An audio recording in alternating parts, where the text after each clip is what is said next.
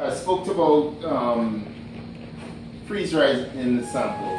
So I use the critical point. This is a critical point freeze dryer, which uses liquid CO2 at the bottom. This has a dip tube in here, and freeze dry my samples. Then my samples has to be coated. This is basically for the SEM. And this is where I coat my samples in gold. This is a sputter coater. That sputter, these are the gold target, and then the samples goes in there, and I sputter it with gold.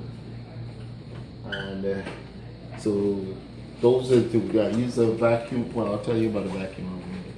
So with the TM, what I do is cut the samples, and I'm looking at it here to see. So I'll see my area where I want the sample, where I want it to be cut, and I'll look at where I want to be. Then I'll take my sample and I will embed it, well, after dehydrating it, fixating it, and making the sample as solid as possible, I'll embed it into a resin mold. So the sample is this little black thing at the tip there. You can see it here when I show you. So this is being done here. This is this.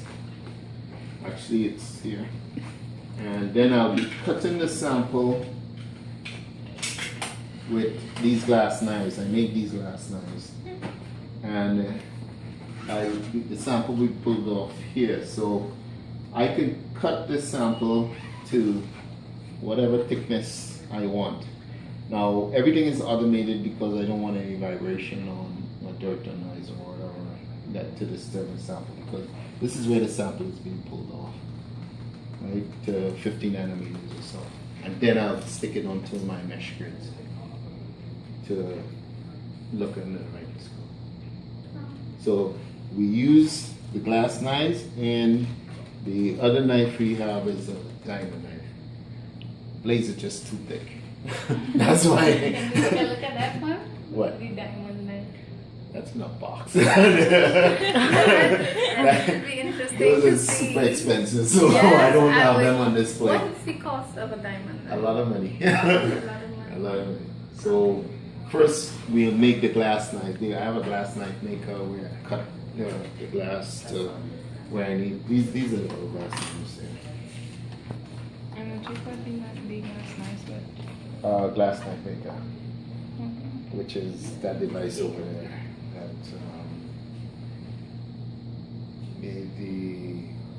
We try to cut it at about a 45-degree angle so that it will be as sharp as possible to cut the samples.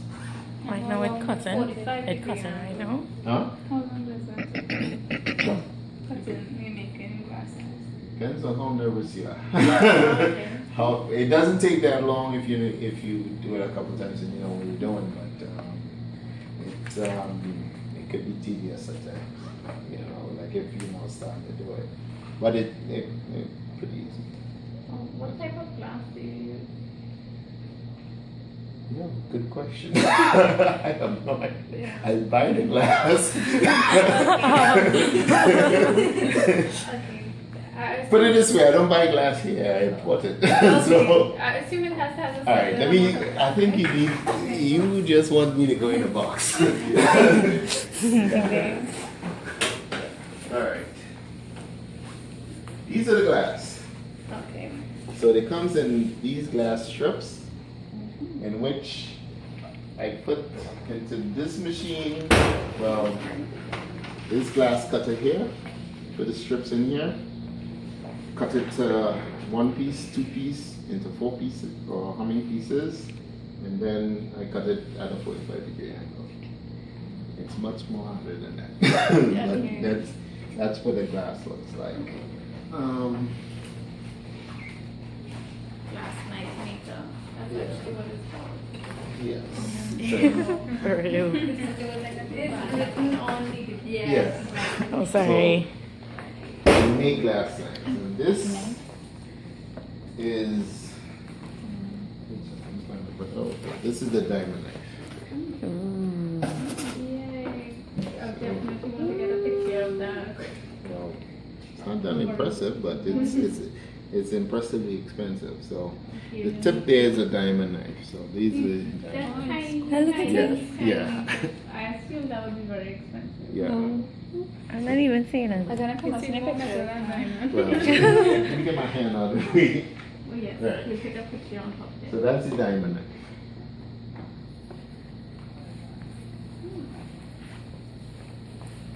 So again, what it is that little knife, and then you have the little bolt attached to it.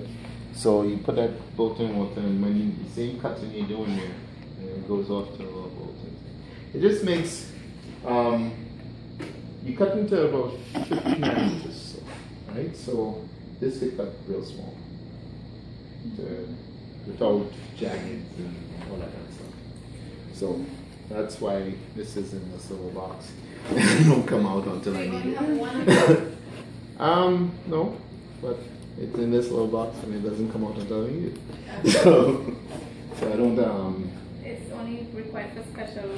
Yeah, when you're ready for it, that's when you use it. But nothing else. You use the glass knives first, and hope that you can get the best results out of those.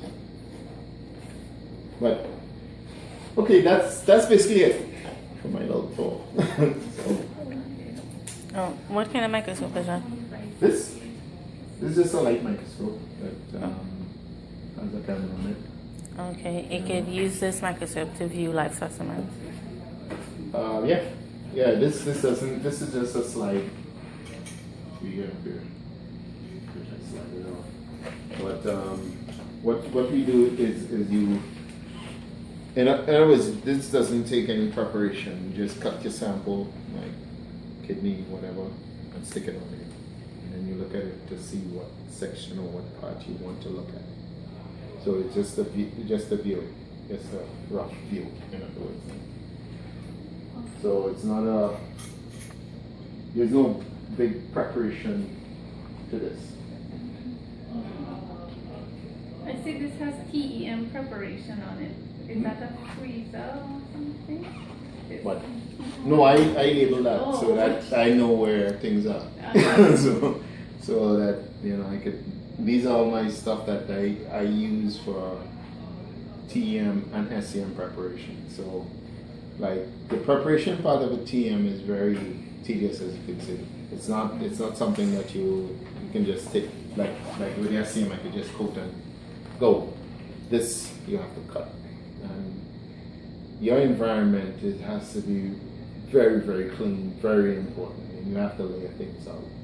And consistency, because when you go and do all this preparation and you go and look at the sample and you see it's not the right thing, or it doesn't look right, or it's dirty, then you have to go back and do it all over again. So you try your best to do, get the best results. And some of these images you have never seen before because it's research. So you have to prove it.